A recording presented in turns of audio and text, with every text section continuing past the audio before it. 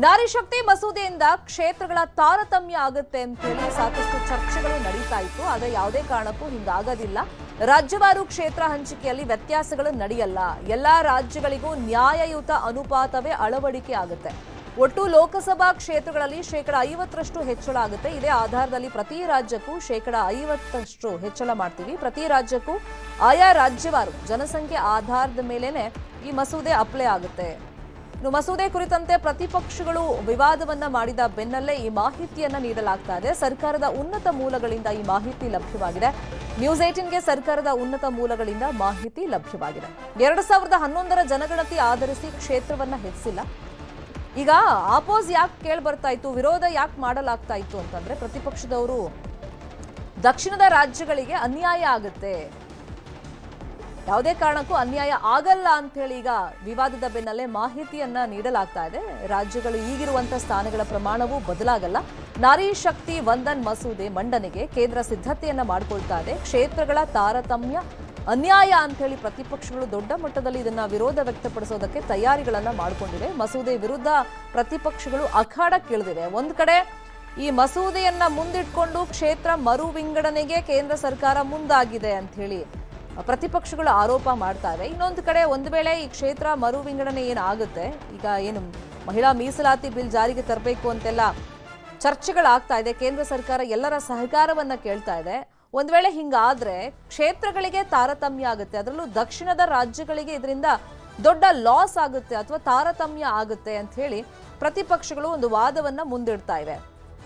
ಇನ್ನು ರಾಜಕೀಯ ಲಾಭವಾಗಿ ನಾವು ನೋಡೋದಾದ್ರೆ 2029ಕ್ಕೆ ಎಲೆಕ್ಷನ್ಗೆ ಇದು ಲಾಭ ಆಗುತ್ತೆ ಅಂತ ಹೇಳಿ. ಒಂದು ವೇಳೆ 816ಕ್ಕೆ ಅಂದ್ರೆ ಅಷ್ಟು ಲೋಕಸಭಾ ಕ್ಷೇತ್ರಗಳು ಅಂತ ಹೇಳಿ ಕ್ಷೇತ್ರ ಮರು ವಿಂಗಡಣೆ ಆಗಿದ್ದೇ ಆದ್ರೆ ಅದರಲ್ಲಿ ಈಗ ಕೇಂದ್ರ ಸರ್ಕಾರ ಪ್ಲಾನ್ ಮಾಡ್ಕೊಂಡಿರೋದು 273 ಲೋಕಸಭಾ ಸೀಟ್ಗಳು ಮಹಿಳೆಯರಿಗೆ ಮೀಸಲಾಗಿ ಇಡಬೇಕು ಅಂತ ಹೇಳಿ.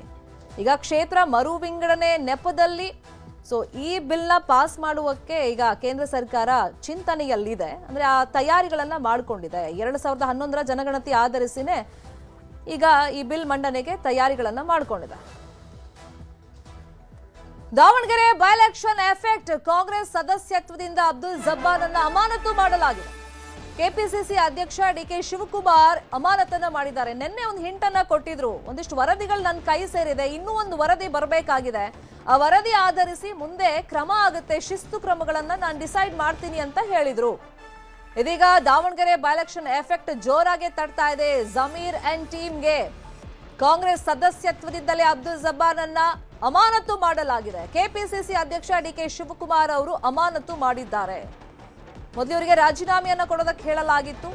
ಇದೀಗ ಕಾಂಗ್ರೆಸ್ ಸದಸ್ಯತ್ವದಿಂದಲೇ ಅಮಾನತು ಮಾಡಲಾಗಿದೆ.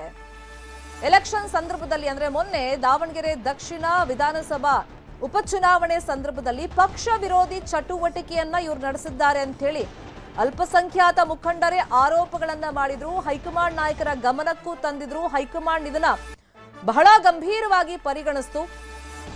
ತಮ್ಮ ಸ್ಥಾನಗಳಿಗೆ ರಾಜೀನಾಮೆ ಕೊಡಬೇಕು ಅಂತ ಹೇಳಿ ಸೂಚನೆಯನ್ನ ಕೊಡ್ತು. ಅದರಂತೆ ಅಬ್ದುಲ್ ಜಬ್ಬಾರ್ ಕೊಟ್ಟಿದ್ರು ರಾಜೀನಾಮೆಯನ್ನ. ಆದ್ರೆ ಈಗ ಪಕ್ಷದ ಸದಸ್ಯತ್ವದಿಂದಲೇ ಇವರನ್ನ ಅಮಾನತು ಮಾಡಲಾಗಿದೆ. ಈಗ ಮುಂದೆ ಸಚಿವ ಜಮೀರ್ ಅಹಮದ್ ಖಾನ್ ಅವ್ರಿಗೆ ಯಾವ ತರ ಪಕ್ಷ ಶಿಕ್ಷೆಯನ್ನ ಕೊಡುತ್ತೆ ಅನ್ನೋದು ಈಗಿರುವಂತ ಕುತೂಹಲ. ಜಮೀರ್ ಟೀಮ್ನಲ್ಲಿ ಇವರೆಲ್ಲ ಗುರುತಿಸ್ಕೊಂಡಿದ್ರು. ತಮ್ಮದೇ ಪಕ್ಷದ ಅಂದ್ರೆ ಸ್ವಪಕ್ಷದ ಅಧಿಕೃತ ಅಭ್ಯರ್ಥಿಯನ್ನ ಸೋಲ್ಸೋದಕ್ಕೆ ತೆರೆಮರೆಯಲ್ಲಿ ಇವರು ಪ್ರಯತ್ನಗಳನ್ನ ನಡೆಸಿದ್ದಾರೆ ಅಂತ ಹೇಳಿ ಆರೋಪಗಳು ಕೇಳಬಂದಿತ್ತು. ಈ ನಿಟ್ಟಿನಲ್ಲಿ ಈಗ ಹೈಕಮಾಂಡ್ ಗಮನಕ್ಕೆ ಈ ವಿಷಯ ಬರ್ತಾ ಇದ್ದಂಗೆ ಕಟ್ಟುನಿಟ್ಟಿನ ಕ್ರಮಕ್ಕೆ ಹೈಕಮಾಂಡ್ ನಾಯಕರು ಸೂಚನೆಯನ್ನ ಕೊಟ್ಟಿದ್ರು. ಅದರಂತೆ ಒಂದೊಂದೇ ಆಕ್ಷನ್ಗಳನ್ನ ಇವ್ರ ಮೇಲೆ ತೆಗೆದುಕೊಳ್ಳಲಾಗ್ತಿದೆ. ಇವರಿಗೆ ಫಸ್ಟ್ ಪಕ್ಷ ವಿರೋಧಿ ಚಟುವಟಿಕೆ ಮಾಡಿದ್ದಾರೆ ಅಂತ ಗೊತ್ತಾಗ್ತಾ ಇದ್ದಂಗೆ ರಣದೀಪ್ ಸಿಂಗ್ ಸುರ್ಜೇವಾಲಾ ಅವರೇ ಅಲ್ಪಸಂಖ್ಯಾತ ಘಟಕದ ಅಧ್ಯಕ್ಷ ಸ್ಥಾನಕ್ಕೆ ರಾಜೀನಾಮೆ ಕೊಡಿ ಅಂತ ಹೇಳಿದ ತಕ್ಷಣ ಕೊಟ್ಟಿದ್ರು. ಈಗ ಕಾಂಗ್ರೆಸ್ ಸದಸ್ಯತ್ವದಿಂದ ಇವರನ್ನ ಅಮಾನತು ಮಾಡಲಾಗಿದೆ. ಇದೇ ವಿಷಯವಾಗಿ ಇನ್ನಷ್ಟು ಡೀಟೇಲ್ ಆಗಿ ಇನ್ಫಾರ್ಮೇಶನ್ ಅನ್ನ ಕೊಡ್ತಾ ಹೋಗೋದಕ್ಕೆ ನೇರ ಸಂಪರ್ಕದಲ್ಲಿ ಕನೆಕ್ಟ್ ಆಗಿದ್ದಾರೆ ನಮ್ಮ political bureau head Chidanand Patel. ಒಂದ್ಸತಿ ಅಲ್ಪಸಂಖ್ಯಾತ ಘಟಕದ ಅಧ್ಯಕ್ಷ ಸ್ಥಾನದಿಂದ ರಾಜೀನಾಮೆ ಕೊಡಕ್ ಹೇಳಿದ್ರು, ಅಲ್ಲಿಗೆ ಮುಗಿದಿಲ್ಲ ಪನಿಷ್ಮೆಂಟ್. ಈಗ ಕಾಂಗ್ರೆಸ್ ಪಕ್ಷದ ಸದಸ್ಯತ್ವದಿಂದಲೇ ಇವರನ್ನ ಅಮಾನತು ಮಾಡಿದ್ದಾರೆ ಡಿಕೆ ಶಿವಕುಮಾರ್ ಅವರು. ಹಾಗಾಗಿ ಜಮೀರ್ ಅಂಡ್ ಟೀಮ್ಗೆ ಪನಿಷ್ಮೆಂಟ್ ಇನ್ನೂ ಮುಗಿದಿಲ್ಲ ಅನ್ನೋದು ಈ ಒಂದು ನಿರ್ಧಾರದಿಂದಲೇ ಗೊತ್ತಾಗ್ತಾ ಇದೆ. ಹಾಗಾದ್ರೆ ಜಮೀರಿಗೆ ಯಾವಾಗ ಸಂಕಷ್ಟ, ಈ ಅಮಾನತು ಆದೇಶದಲ್ಲಿ ಏನೆಲ್ಲ ಮೆನ್ಷನ್ ಮಾಡಿದ್ದಾರೆ? ಶರ್ಮಿತಾ ಶೆಟ್ಟಿ, ಮಹತ್ತರ ಬೆಳವಣಿಗೆಯೊಂದರ ಹಿನ್ನೆಲೆಯಲ್ಲಿ ಈಗಾಗಲೇ ಅಲ್ಪಸಂಖ್ಯಾತ ಘಟಕದ ಅಧ್ಯಕ್ಷ ಸ್ಥಾನದಿಂದ ವಜಾ ಮಾಡಿದಂಥ ಡಿ.ಕೆ. ಶಿವಕುಮಾರ್ ಅವರು ಇದೀಗ MLC ಅಬ್ದುಲ್ ಜಬ್ಬಾರ್ ಅವರ ಕಾಂಗ್ರೆಸ್ನ ಪ್ರಾಥಮಿಕ ಸದಸ್ಯತ್ವದಿಂದಲೇ ಇದೀಗ ಅಮಾನತು ಮಾಡಿ ಆದೇಶವನ್ನು ಮಾಡಿರ್ತಕ್ಕಂಥದ್ದು. ದಾವಣಗೆರೆಯ ಬೈ ಎಲೆಕ್ಷನ್ ಬೆಂಕಿ ಇದೀಗ ದೊಡ್ಡ ಮಟ್ಟದಲ್ಲಿ ವ್ಯಾಪಿಸಿರ್ತಕ್ಕಂಥದ್ದು. ಸಾಮಾನ್ಯವಾಗಿ ಯಾವುದೇ ವ್ಯಕ್ತಿಗೆ ಸೋಕಸ್ ನೋಟಿಸ್ ಅನ್ನು ಕೊಡಲಾಗುತ್ತೆ, ಶಿಸ್ತು ಸಮಿತಿ ಸೋಕಸ್ ನೋಟಿಸ್ ಅನ್ನು ಕೊಡಲಾಗುತ್ತೆ. ಸೋಕಸ್ ನೋಟಿಸ್ ಕೊಟ್ಟ ತಕ್ಷಣ ಅವರಿಗೆ 1 ವಾರ ಅಥವಾ 15 ದಿನಗಳ ಕಾಲ ಸ್ಪಷ್ಟನೆಗೆ ಉತ್ತರ ಕೊಡಲಿಕ್ಕೆ ಕಾಲಾವಕಾಶ ಇರುತ್ತೆ. ಇಲ್ಲಿ ಇದೀಗ ಯಾವುದೇ ಸೋಕಾಸ್ ನೋಟಿಸ್ ಕೊಡದೆ ಈಗಾಗಲೇ ಅಲ್ಪಸಂಖ್ಯಾತ ಘಟಕದ ಅಧ್ಯಕ್ಷ ಸ್ಥಾನದಲ್ಲಿ ಕೂಡ ತೆಗೆದುಹಾಕಿರ್ತಕ್ಕಂಥ, ಇದೀಗ ಪ್ರಾಥಮಿಕ ಸದಸ್ಯದಿಂದಲೂ ಕೂಡ ವಜಾ ಮಾಡಿರ್ತಕ್ಕಂಥ. ಆ ಮುಖಾಂತರ ಎಲ್ಲೊಂದು ಕಡೆ ದಾವಣಗೆರೆ ಬೈ ಎಲೆಕ್ಷನ್ ಪಕ್ಷ ವಿರೋಧ ಚಟುವಟಿಕೆಗೆ ಇದೀಗ ಅಬ್ದುಲ್ ಜಬ್ಬಾರ್ ಪಕ್ಷದ ಪ್ರಾಥಮಿಕ ಸದಸ್ಯತ್ವ ಹುದ್ದೆಯನ್ನು ಕೂಡ ಕಳೆದುಕೊಂಡಿರ್ತಕ್ಕಂಥ. ಆ ಮುಖಾಂತರ ಅವರು ಇದೀಗ MLC ಆಗಿದ್ದರಿಂದ ಅವರಿಗೆ ಪಕ್ಷೇತರವಾಗಿ ಉಳಿದಿರ್ತಕ್ಕಂಥದ್ದು. ಇದು ಒಂದು ಭಾಗ. ಮತ್ತೊಂದು ಕಡೆ ಸಾಮಾನ್ಯವಾಗಿ ಯಾರೇ ಪಕ್ಷ ವಿರೋಧ ಚಟುವಟಿಕೆಯನ್ನು ಮಾಡಿದ್ರೆ ಸೋಕಾಸ್ ನೋಟಿಸ್ ಅನ್ನು ಕೊಡುವಂಥದ್ದು ಅದು ವಾಡಿಕೆ, ಯಾವುದೇ ಪಕ್ಷದ ವಾಡಿಕೆ. ಆದರೆ ಶಿಸ್ತು ಸಮಿತಿ ಈಗಾಗಲೇ ನಸೀರ್ ಅಹಮದ್ ಕೂಡ ಸೋಕಾಸ್ ನೋಟಿಸ್ ಅನ್ನು ಕೊಟ್ಟಿಲ್ಲ ಮತ್ತು ಅಬ್ದುಲ್ ಜಬ್ಬಾರ್ ಅವರು ಕೂಡ ಸೋಕಾಸ್ ನೋಟಿಸ್ ಅನ್ನು ಕೊಟ್ಟಿಲ್ಲ. ಸೋಕಾಸ್ ನೋಟಿಸ್ ಕೊಡದೆ ಇದೀಗ ಪ್ರಾಥಮಿಕ ಸದಸ್ಯದಿಂದ ವಜಾ ಮಾಡಿರ್ತಕ್ಕಂಥ. ಹಾಗಾಗಿ ಎಲ್ಲೊಂದು ಕಡೆ ನಸೀರ್ ಅಹಮದ್ ಅವರು ಕೂಡ ಎಲ್ಲೊಂದು ಕಡೆ ಪ್ರಾಥಮಿಕ ಸದಸ್ಯತ್ವದಿಂದ ವಜಾ ಮಾಡೋ ಸಾಧ್ಯತೆಯನ್ನು ತಳ್ಳಿ ಹಾಕುವಂತಿಲ್ಲ. ಆದರೆ ಪ್ರಮುಖವಾಗಿ ಸಚಿವರಾಗಿರ್ತಕ್ಕಂಥ ಜಮೀರ್ ಅಹಮದ್ ಖಾನ್ ಅವರ ಮೇಲೆ KPCC ಅಧ್ಯಕ್ಷರ ಸೂಚನೆ ಮೇರೆಗೆ ಅವ್ರಿಗೂ ಕೂಡ ಪಕ್ಷ ವಿರೋಧಿ ಚಟುವಟಿಕೆ ಸಂಬಂಧಪಟ್ಟ ಹಾಗೆ ಸ್ಪಷ್ಟನೆ ಕೇಳಲಿಕ್ಕೆ ಸೋಕಾಸ್ ನೋಟಿಸ್ ಕೊಡ್ತಾರೆಂಬ ಪ್ರಶ್ನೆ ಉದ್ಭವ ಆಗಿರ್ತಕ್ಕಂಥದ್ದು. ಒಂದು ವೇಳೆ ಜಮೀರ್ ಅಹಮದ್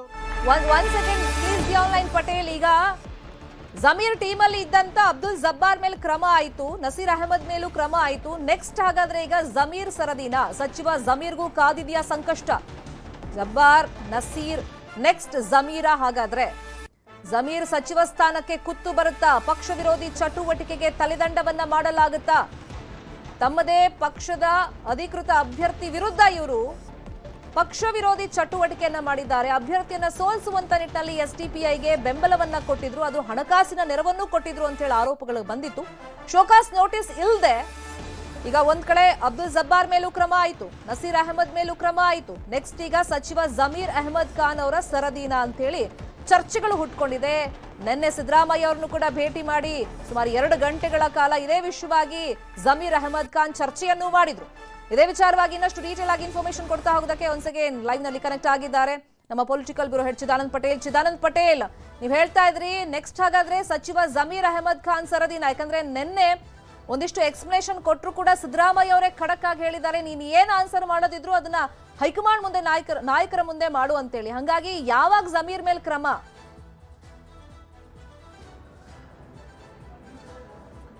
ಶರ್ಮಿತಾ ಶೆಟ್ಟಿ, ನಿನ್ನೆ ಮುಖ್ಯಮಂತ್ರಿ ಸಿದ್ದರಾಮಯ್ಯರವರ ಸುಮಾರು 2 ಗಂಟೆಗೂ ಹೆಚ್ಚು ಸಮಯ ಜಮೀರ್ ಅಹಮದ್ ರವರು ಭೇಟಿಯಾಗಿ ಸಮಾಲೋಚನೆ ನಡೆಸಿದ್ರು. ನಾನು ಯಾವುದೇ ರೀತಿಯ ಪಕ್ಷ ವಿರೋಧಿ ಚಟುವಟಿಕೆ ಮಾಡಿಲ್ಲ, ಅದಕ್ಕೆ ಪೂರಕವಾಗಿ ಯಾವುದೇ ದಾಖಲಾತಿಗಳಿಲ್ಲ.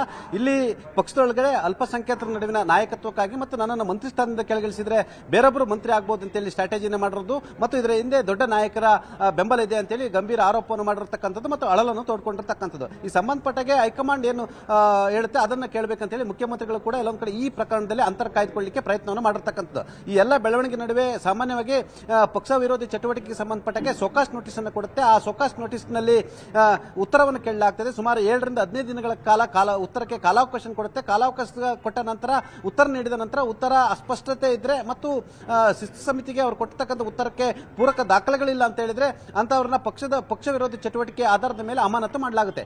ಇದೀಗ KPCC ಅಧ್ಯಕ್ಷ ಆಗಿರ್ತಕ್ಕಂಥ ಡಿ.ಕೆ. ಶಿವಕುಮಾರ್ ಅವರು ಪಕ್ಷದ ಶಿಸ್ತು ಸಮಿತಿ ಅಧ್ಯಕ್ಷ ಆಗಿರ್ತಕ್ಕಂಥ ರೆಹಮಾನ್ ಖಾನ್ ಅವರಿಗೆ ಜಮೀರ್ ಅಹಮದ್ ಅವರು ಕೂಡ ದಾವಣಗೆರೆ ಬೈ ಎಲೆಕ್ಷನ್ ನಲ್ಲಿ ಪಕ್ಷ ವಿರೋಧಿ ಚಟುವಟಿಕೆ ಮಾಡಿರುವ ಸಂಬಂಧಪಟ್ಟಕ್ಕೆ ಶಿಸ್ತು ಸಮಿತಿಯಿಂದ ಸೋಕಾಸ್ ನೋಟಿಸ್ ಅನ್ನ ಕೊಡಿಸ್ತಾರೆ ಅಂತ ಕೂಡ ಕಾದು ನೋಡಬೇಕಾಗಿದೆ. ಒಂದು ವೇಳೆ ಜಮೀರ್ ಅಹಮದ್ ಅವರಿಗೆ ಶಿಸ್ತು ಸಮಿತಿಯಿಂದ ಪಕ್ಷ ವಿರೋಧಿ ಚಟುವಟಿಕೆ ಸಂಬಂಧಪಟ್ಟಾಗೆ ಸೋಕಾಸ್ ನೋಟಿಸ್ ಅನ್ನು ಕೊಟ್ಟರೆ ಅನಿವಾರ್ಯ ಅವರು ಮಂತ್ರಿ ಸ್ಥಾನಕ್ಕೆ ರಾಜೀನಾಮೆ ಕೊಡುವಂತ ಪ್ರಸಂಗ ಎದುರಾಗುವಂತದ್ದು. ಹಾಗಾಗಿ ಇದೀಗ ಸೋಕಾಸ್ ನೋಟಿಸ್ ನ ಇಕ್ಕಳದಲ್ಲಿ ಜಮೀರ್ ಅಹಮದ್ ಅವರು ಇರ್ತಕ್ಕಂಥದ್ದು.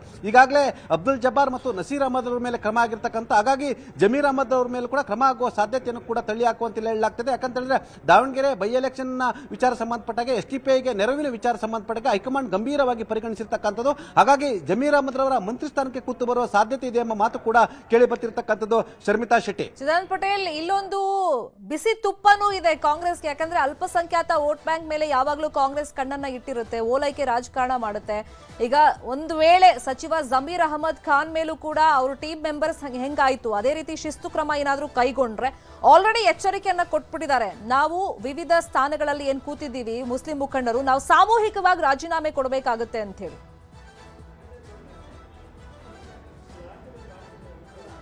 ಅಫ್ಕೋರ್ಸ್, ಯಾಕಂತ ಹೇಳಿದ್ರೆ ಜಮೀರ್ ಅಹ್ಮದ್ ಕೂಡ ಯಾರು ಏನೇ ಹೇಳಿದ್ರು ಕೂಡ ರಾಜ್ಯದಲ್ಲಿ ಪ್ರಶ್ನಾತೀತ ಅಲ್ಪಸಂಖ್ಯಾತ ನಾಯಕ ಕೂಡ ಹೌದು. ಒಂದು ವೇಳೆ ಜಮೀರ್ ಅಹ್ಮದ್ ಅವ್ರ ಮೇಲೆ ಕ್ರಮ ಕೈಗೊಂಡ್ರೆ ಮುಂದೇನೆಂಬ ಚರ್ಚೆ ಎದುರಾಗತಕ್ಕಂಥದ್ದು. ಈಗಾಗಲೇ ಜಮೀರ್ ಅಹ್ಮದ್ ವಿರುದ್ಧವೇ ಕೂಡ ಅಲ್ಪಸಂಖ್ಯಾತರ ನಾಯಕರುಗಳು ಕೂಡ ತಿರುಗಿ ಬಿದ್ದಿರ್ತಕ್ಕಂಥದ್ದು. ಪ್ರಮುಖವಾಗಿ ವಿಧಾನ ಪರಿಷತ್ನ ಸದಸ್ಯರು ಮತ್ತು ವಿಧಾನಸಭೆಯ ಶಾಸಕರುಗಳು ಕೂಡ ಇದೀಗ ಜಮೀರ್ ಅಹ್ಮದ್ ವಿರುದ್ಧವೇ ಮಾತನಾಡ್ತಿರ್ತಕ್ಕಂಥದ್ದು. ಪ್ರಮುಖವಾಗಿ ಶಿವಾಜಿನಗರದ ಶಾಸಕರಾಗಿರ್ತಕ್ಕಂಥ ರಿಜ್ವಾನ್ ಅರ್ಷದ್ ಮತ್ತು MLC ಆಗಿರ್ತಕ್ಕಂಥ MA ಸಲೀಂ ಅಹಮದ್ ಮತ್ತು ಯೂಸುಫ್ ಪಠಾಣ್ ರವರು ಇದೀಗ ಪತ್ರಿಕಾಗೋಷ್ಠಿಯನ್ನು ಮಾಡಿ ದಾವಣಗೆರೆ ಬೈ ಎಲೆಕ್ಷನ್ನಲ್ಲಿ ಜಮೀರ್ ಸೇರಿದಂತೆ ಅಬ್ದುಲ್ ಜಬ್ಬಾರ್ ಹಾಗೂ ನಸೀರ್ ಅಹಮದ್ ರವರು ಪಕ್ಷ ವಿರೋಧಿ ಚಟುವಟಿಕೆ ಮಾಡಿದ್ದಾರೆ ಅಂತೇಳಿ ಗಂಭೀರ ಆರೋಪವನ್ನು ಮಾಡಿರ್ತಕ್ಕಂಥದ್ದು. ಹಾಗಾಗಿ ಈ ಆರೋಪಕ್ಕೆ ಪೂರಕವಾಗಿ ಅದು ಕೂಡ ಪ್ರದೇಶ ಕಾಂಗ್ರೆಸ್ ಸಮಿತಿ ಕಚೇರಿಯಲ್ಲಿ ಆರೋಪವನ್ನು ಮಾಡಿರ್ತಕ್ಕಂಥದ್ದು. ಹಾಗಾಗಿ ಇದೀಗ ಜಮೀರ್ ಅಹಮದ್ ಅವರು ಕೂಡ ಸಂಕಷ್ಟ ಎದುರಾಗಿರ್ತಕ್ಕಂಥದ್ದು. ಒಂದು ವೇಳೆ ಜಮೀರ್ ಅಹಮದ್ ರವರನ್ನ ಪಕ್ಷ ವಿರೋಧಿ ಚಟುವಟಿಕೆ ಹೆಸರಿನಲ್ಲಿ ಒಂದು ಕಡೆ ಅಮಾನತು ಮಾಡಿದ್ರೆ ಅಥವಾ ಮಂತ್ರಿ ಸ್ಥಾನಕ್ಕೆ ರಾಜೀನಾಮೆ ನೀಡಿದ್ರೆ ಬಹುಶಃ ಜಮೀರ್ ಅಹಮದ್ ರವರು ಕೂಡ ತಮ್ಮ ಅಸ್ತಿತ್ವಕ್ಕಾಗಿ ಎಲ್ಲೊಂದು ಕಡೆ ಅಲ್ಪಸಂಖ್ಯಾತ ನಾಯಕರು ಮತ್ತು ಮೌಲ್ಯಗಳು, ಧರ್ಮಗುರುಗಳು ಮತ್ತು ಅಲ್ಪಸಂಖ್ಯಾತರ ಮುಖಾಂತರ ಒಂದಷ್ಟು ಪ್ರೊಟೆಸ್ಟ್ಗಳನ್ನು ಮಾಡಿಸುವ ಸಾಧ್ಯತೆ ಕೂಡ ತಳ್ಳಿ ಹಾಕುವಂತಿಲ್ಲ. ಆದರೆ ಕಾಂಗ್ರೆಸ್ನಲ್ಲಿ ಎಲ್ಲ ಒಂದು ಕಡೆ ಇದುವರೆಗೂ ಕೂಡ ಅಲ್ಪಸಂಖ್ಯಾತರು ಒಗ್ಗಟ್ಟಾಗಿದ್ರು. ಆದರೆ ದಾವಣಗೆರೆ ಬೈ ಎಲೆಕ್ಷನ್ ವಿಚಾರದಲ್ಲಿ ಪಕ್ಷ ವಿರೋಧಿ ಚಟುವಟಿಕೆ ಹೆಸರಿನಲ್ಲಿ ಇದೀಗ ಅಲ್ಪಸಂಖ್ಯಾತರು ಕೂಡ ಬಿಕ್ಕಟ್ಟು ಆರಂಭ ಆಗಿರ್ತಕ್ಕಂಥದ್ದು. ಶರ್ಮಿತಾ ಶೆಟ್ಟಿ, ಅಂದ್ರೆ ಈಗ ದಾವಣಗೆರೆ ದಕ್ಷಿಣದಲ್ಲಿ ಸೋತರು ಗೆದ್ರು, ಆ ಕ್ರೆಡಿಟ್ ವಾರ್ಗೋಸ್ಕರನೂ ಕೂಡ ಈ ರೀತಿ ಬೆಳವಣಿಗೆಗಳು ನಡೀತಿತ್ತು ಅಂತ ಚರ್ಚೆಗಳಾಗ್ತಾ ಇತ್ತು. ಹಂಗಾಗಿ ಸೋತ್ರೆ ಅಲ್ಪಸಂಖ್ಯಾತರಿಗೆ ಟಿಕೆಟ್ ಕೊಡ್ಲಿಲ್ಲ, ಹಂಗಾಗಿ ಸೋತ್ರು ಅಂತ. ಗೆದ್ರೆ ನಾನು ಲಾಸ್ಟ್ ಮಿನಿಟ್ ಬಂದೆ, ನಾನು ಗೆಲ್ಲಿಸ್ಕೊಟ್ಟೆ, ಒಗ್ಗಟ್ಟು ಪ್ರದರ್ಶನ ಮಾಡಿ ಅಂತ. ಅಂದ್ರೆ ಈ ವೈಯಕ್ತಿಕ ಪ್ರತಿಷ್ಠೆಗೆ ಜಮೀರ್ ಬಿದ್ದು ಈ ರೀತಿ ಆಯ್ತಾ? ಅಫ್ಕೋರ್ಸ್, ಯಾಕಂತ ಹೇಳಿದ್ರೆ ಅಲ್ಲಿ ಅಲ್ಪಸಂಖ್ಯಾತರು ಸುಮಾರು 80,000ಕ್ಕೂ ಹೆಚ್ಚು ಮತದಾರರಿರುವಂಥದ್ದು. ಹಾಗಾಗಿ ಅಲ್ಪಸಂಖ್ಯಾತರಿಗೆ ಟಿಕೆಟ್ ಕೊಡಿ ಅಂತೇಳಿ ಜಮೀರ್ ಅವರು ಕೊನೆಗಳಿಗೆ ಅವರು ಕೂಡ ಒತ್ತಡ ಮತ್ತು ಒತ್ತಾಯವನ್ನು ಮಾಡಿದರು. ಅಬ್ದುಲ್ ಜಬ್ಬಾರ್ ಅವರಿಗೆ ಟಿಕೆಟ್ ಕೊಡಬೇಕಂತೇಳಿ ಒತ್ತಾಯವನ್ನು ಮಾಡಿದರು. ಆದರೆ ಸರ್ವೇ ಸಾಮಾನ್ಯವಾಗಿ ಯಾವುದೇ ಕುಟುಂಬದಲ್ಲಿ ಯಾರೇ ಕೂಡ ಮೃತರಾದರೆ ಅವರ ಕುಟುಂಬದವರಿಗೆ ಟಿಕೆಟ್ ಕೊಡುವಂಥದ್ದು ವಾಡಿಕೆ. ಹಾಗಾಗಿ ಸಮರ್ಥರವರಿಗೆ ಟಿಕೆಟ್ ಅನ್ನು ಕೊಡಲಾಗಿದೆ ಅಂತೇಳಿ ಸಮರ್ಥನೆಯನ್ನು ಮಾಡಿಕೊಂಡಿರ್ತಕ್ಕಂಥದ್ದು. ಅಲ್ಲದೆ ಎಲ್ಲ ಒಂದು ಕಡೆ ಅಲ್ಪಸಂಖ್ಯಾತರಿಗೆ ಟಿಕೆಟ್ ಕೊಡುವ ಮುನ್ಸೂಚನೆ ಅರ್ಥಂತ SS ಮಲ್ಲಿಕಾರ್ಜುನ್ ರವರು ಹೈಕಮಾಂಡ್ ಮತ್ತು ಕಾಂಗ್ರೆಸ್ಗೆ ಕೇರೆ ಎನ್ನದೆ ತಮ್ಮ ಪುತ್ರ ಸಮರ್ಥನ ತಮ್ಮ ಪತ್ನಿ ಮತ್ತು ಲೋಕಸಭೆ ಸದಸ್ಯೆ ಪ್ರಭಾ ಮಲ್ಲಿಕಾರ್ಜುನ್ ಅವರ ಮುಖಾಂತರ ಹೈಕಮಾಂಡ್ ಯಾರು ಅಭ್ಯರ್ಥಿ ಅಂತೇಳಿ ಘೋಷಣೆ ಮಾಡದೆ ಮತ್ತು ಬಿ ಫಾರ್ಮ್ ಕೊಡದೆ ಸಮರ್ಥರವ್ರನ್ನ ನಾಮಿನೇಷನ್ ಕೂಡ ಮಾಡಿದ್ರು. ನಂತರ ಎಲ್ಲೊಂದು ಕಡೆ ನಡೆದಂತ ಬೆಳವಣಿಗೆಯಲ್ಲಿ ಮನವೊಲಿಸಿ ಕೊನೆಗೆ ಸಮರ್ಥರವರಿಗೆ ಟಿಕೆಟ್ ಅನ್ನು ಕೊಡಲಾಯಿತು. ನಂತರ ಎಲ್ಲೊಂದು ಕಡೆ ಟಿಕೆಟ್ ಸಿಗದ ಕಾರಣಕ್ಕಾಗಿ ಸಾದಿಕ್ ಪೈಲನ್ ರವರು ನಾಮಿನೇಷನ್ ಮಾಡಿದ್ರು. ನಂತರ ನಾಮಿನೇಷನ್ ಅನ್ನು ವಾಪಸ್ ಪಡೆಯುವ ಸಂಬಂಧಪಟ್ಟಾಗೆ ನಸೀರ್ ಅಹಮದ್ ರವರು ಕೂಡ ಅವ್ರನ್ನ ಕರೆದುಕೊಂಡು ಬಂದು ನಾಮಿನೇಷನ್ ವಾಪಸ್ ಪಡೆಯುವ ಸೂಚನೆ ಮಾಡಿ ಸೂಚನೆಯನ್ನು ಕೊಟ್ಟರು. ಆದರೆ ನಸೀರ್ ಅಹಮದ್ ರವರು ಸಾದಿಕ್ ಪೈಲನ್ ರವರ ನಾಮಿನೇಷನ್ ವಾಪಸ್ ಪಡೆಯುವ ವಿಚಾರದಲ್ಲಿ ನಿರ್ಲಕ್ಷ್ಯ ಧೋರಣೆಯನ್ನು ತಾಳಿದ್ರು. ಮತ್ತು ಎಲ್ಲೊಂದು ಕಡೆ ಸಾದಿಕ್ ಪೈಲ್ವಾನ್ ರವರು ನಾಮಪತ್ರ ಸಲ್ಲಿಸಲಿಕ್ಕೆ ಕೂಡ ನಸೀರ್ ಅಹಮದೇ ಕಾರಣ ಅಂತೇಳಿ ಗಂಭೀರ ಆರೋಪ ಕೇಳಿಬಂತು. ಜೊತೆಗೆ ಅಬ್ದುಲ್ ಜಬ್ಬಾರ್ ಕೂಡ ಪರೋಕ್ಷವಾಗಿ ಸಹಾಯ ಮಾಡಿದ್ರೆ ಎಂಬ ಮಾತು ಕೂಡ ಕೇಳಿಬಂತು. ಜೊತೆಗೆ ಎಲ್ಲೊಂದು ಕಡೆ ಅಲ್ಪಸಂಖ್ಯಾತ ಮತಗಳು ವಿಭಜನೆ ಆಗಲಿಕ್ಕೆ ಅಬ್ದುಲ್ ಜಬ್ಬಾರ್ ಕೂಡ ಕಾರಣಕರ್ತರಾದರು. ಮತ್ತು SDPI ಅಭ್ಯರ್ಥಿಗೆ ಜಮೀರ್ ಅಹಮದ್ ರವರು 2 ಕಂತಿನಲ್ಲಿ ಹಣದ ಸಹಾಯವನ್ನು ಮಾಡಿದ್ರು ಅಂತೇಳಿ ಗಂಭೀರ ಆರೋಪ ಕೇಳಿ ಬಂದಿರತಕ್ಕಂಥದ್ದು.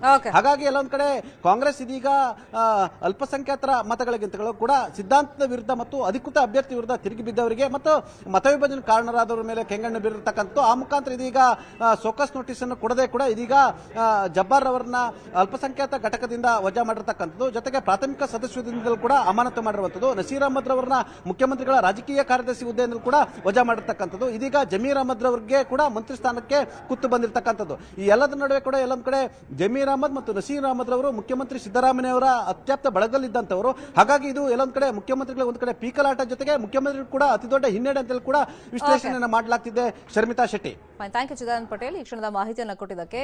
ಸಿಎಂ ಟೀಮ್ ನಲ್ಲೇ ಗುರುತಿಸಿಕೊಂಡಿದ್ದಂತ ಅಲ್ಪಸಂಖ್ಯಾತ ನಾಯಕರು ಇವ್ರ ಮೇಲೆ ಈಗ ಶಿಸ್ತು ಕ್ರಮಗಳಾಗ್ತಾ ಇದೆ. ಹಾಗಾಗಿ ಸಹಜವಾಗಿ ಕಾಂಗ್ರೆಸ್ ಪಕ್ಷದಲ್ಲಿ ಒಂದು ಚರ್ಚೆ ನಡೀತಾ ಇದೆ. ಸಿಎಂ ಟೀಮ್ ಅನ್ನ ಟಾರ್ಗೆಟ್ ಮಾಡಲಾಗ್ತಾ ಇದೆಯಾ?